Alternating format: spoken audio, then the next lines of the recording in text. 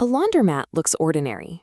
Rows of washing machines, spinning dryers, plastic baskets, and people waiting for clean clothes. But behind those machines is a local business built on rent, utilities, maintenance, and repeat customers, turning time, water, and electricity into steady cash flow. Unlike traditional retail, this model operates without physical inventory. There are no shelves to stock, no perishable goods, and no active stock to manage. There are also no accounts receivable.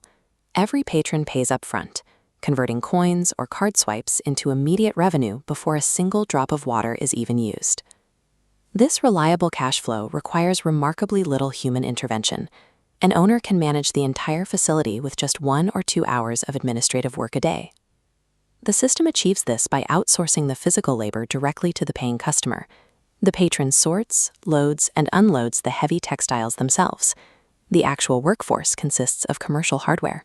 These identical stainless steel machines operate without breaks, acting as untiring employees assigned to the floor. Additional revenue streams stack seamlessly onto this framework. High-margin supplies like detergents and softeners are dispensed mechanically, capturing extra profit without demanding extra staff.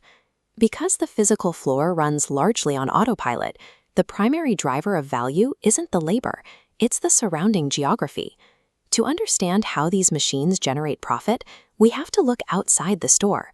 A store's financial trajectory is locked in by local geography long before the open sign ever turns on.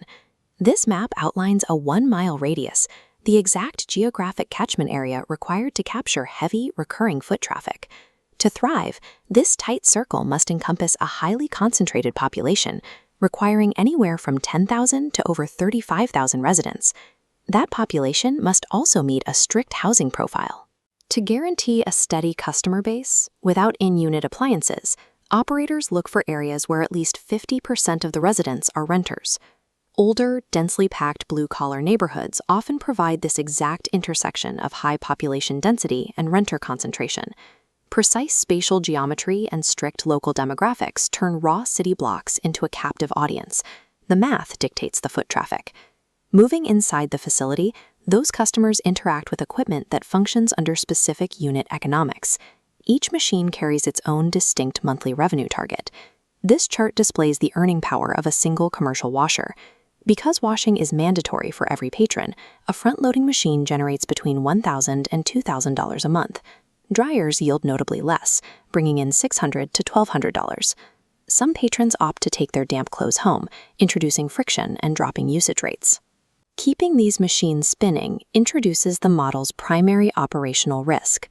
The entire system depends on purchasing wholesale public utilities.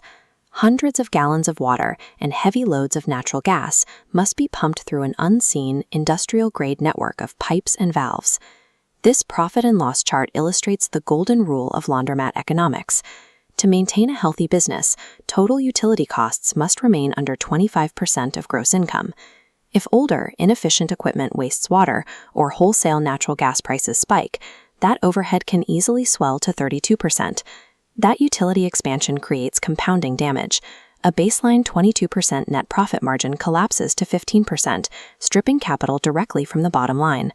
A laundromat functions as a retail outlet for utilities, purchasing wholesale water and electricity and selling access at a significant markup.